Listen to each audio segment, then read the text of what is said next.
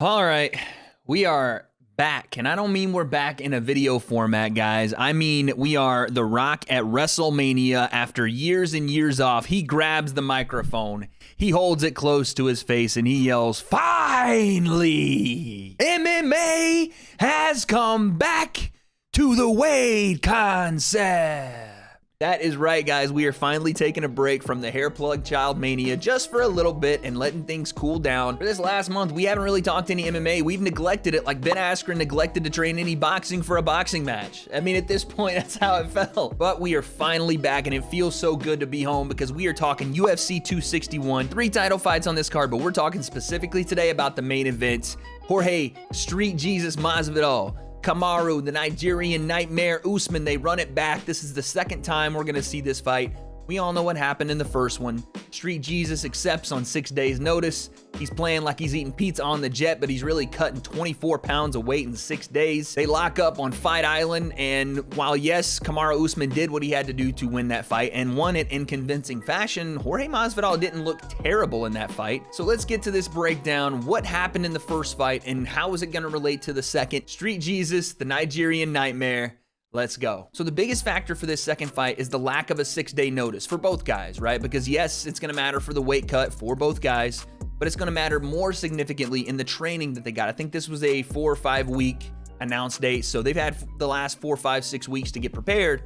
But what we're seeing is now we actually go through a full camp. And mainly, yes, that's for Jorge Masvidal because he wasn't quote-unquote in camp, or at least we couldn't confirm that the first time. But that also goes for Kamaru Usman, who was in a completely different camp for a completely different fighter in Gilbert Burns, and now has his sights set on Jorge Masvidal. Because as we take a look back at that first fight, especially in the first round, Jorge does a very good job at exposing a lot of the weaknesses that Kamaru Usman has on the feet. Now, we've talked about this before. It's not that Kamaru Usman's a bad striker, right? He's just not as good as the best strikers at 170. Kamaru Usman's strengths are, yes, with his wrestling, with his ability to grapple, control positions. And this is why Jorge Masvidal had such a great start, because he was avoiding a lot of the positions that would give Kamaru Usman control. He gets taken down immediately as the fight starts the first time around, but he does damage from the bottom, gets back to his feet, and starts putting the strikes together. I think he outstruck Kamaru Usman in that first round of their first fight by 20 or 30 strikes. He was putting it on Kamaru early, and you saw the real difference in the striking ability. Kamaru Usman really couldn't do anything with Jorge on the feet. So I do think it's a big factor coming into the second fight, how quickly Jorge started and had success against Usman. Despite stumbling out of the gate and getting taken down pretty quickly, Jorge did stand back up. He was able to put together strikes. He was able to avoid more takedowns. Unfortunately, wasn't able to avoid some of the clinch work on the cage, and we saw that pay dividends later on in the fight. We're going to see a lot of the same game plan from Team Kamaru, in my opinion. I think that's going to be pressure Jorge and push him against the cage. In the first fight, you saw Jorge almost accepting being on or close to the cage in all scenarios, right? He was always on the back foot. He wasn't really pressing Usman forward and keeping control of the center of the octagon. The control of where the fight took place and who was being in dominant positions was all to Usman, right? Jorge dominated the strikes at distance. Usman dominated every part of positioning and control. And yes, of course, we're going to have to talk about the foot stomps. And I know everyone's such a big fan of that high-level technique strike from Kamaru Usman. And yes, guys, since you love the technique so much, I did some digging, and my sources let me know that Kamaru Usman was an extra in the movie Stomp the Yard, and that's where he got his patented foot stomp that he used against Jorge in the first fight. As a matter of fact, you know what? My production team, that is the best in the business, by the way, they might have, guys, do you have the video of Kamaru Usman trying out for Stomp the Yard? Yeah, go ahead and let's roll that and show the people exactly what I'm talking about.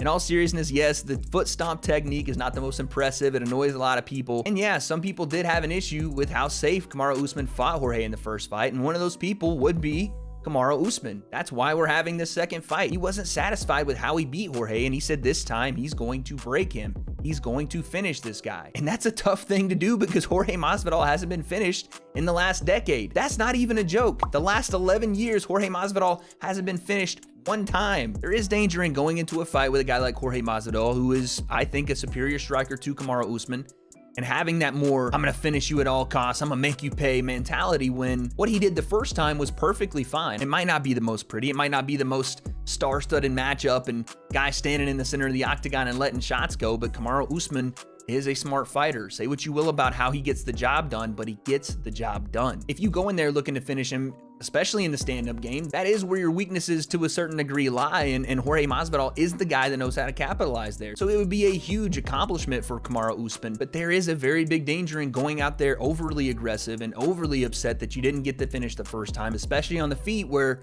Jorge Masvidal is the more skilled guy. If I'm Kamaru Usman and Trevor Whitman, we use the same playbook for sure. You go out and you press him, you push the pace on him, you take center of the octagon, you control the fight, but you don't go overly aggressive with the striking game, right? You don't want to get in a mix with Jorge Masvidal and get countered. So I do expect Usman to come out positionally aggressive, right? He's going to take center of the octagon. He's got to be able to safely kickbox, right? He's got to be able to exchange a little bit, pop that jab. He's got a great jab, but also as window dressing, because we all know he needs to get a hold of Jorge and put him on his back. And if he does that, as well as being able to work the gas tank of Jorge and be able to lay on him and hold him and clinch him against the cage, the boring stuff that no one really likes, but it's a good strategy, and Kamaru Usman's damn good at controlling every single person he's in the cage with, he will win the fight. So we get to my pick, and I've been pretty much undefeated at these lately. From what I remember, I really don't make bad picks ever. I pretty much pick every single fight correctly, so here goes another one.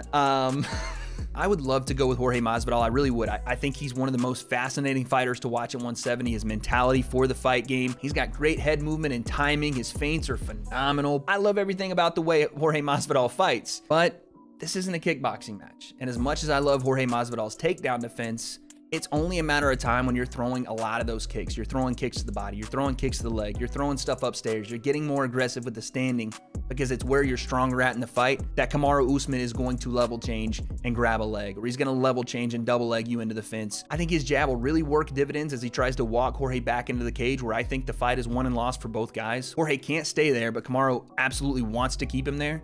And I think that's the biggest factor as to how the fight's going to go. How many times can Jorge keep his back off there? That's where the battle has to be won. Get to the feet, stay to the feet, separate off the cage, and get back to what you know best. And that means hitting Kamaru Usman with that 3-piece and a soda so many times. They put it on the dollar menu at McDonald's because, bro, I am needing a new snack there. Give me the Jorge special. I know it's his favorite late night spot too. Jorge, do your boy a favor here. But I do think that Kamaru Usman wins this fight via decision. It's not even about the gas tank for Jorge Masvidal. I just don't know how many opportunities he's going to get good offense off. How many times is he going to get at distance with Kamaru? How many times can he get to that place where he's in control of the fight? Because Kamaru is, again, one of those masters of position and control. He's going to put you on the cage. He's going to mitigate the danger. He's going to do work, whether it's stomping on the feet or the little short shots or putting you on your back. That's where he's safe. And how many times can Jorge put him in danger? The key to this fight is on the cage. If Kamaru Usman can keep Jorge Masvidal there or get close enough to him and the cage to where Jorge can't get shots off, we're going to see what I think is going to happen. But if Jorge Masvidal finds a way to get off the cage and stay off it continuously, this fight will get very, very interesting. I guess we'll see what happens.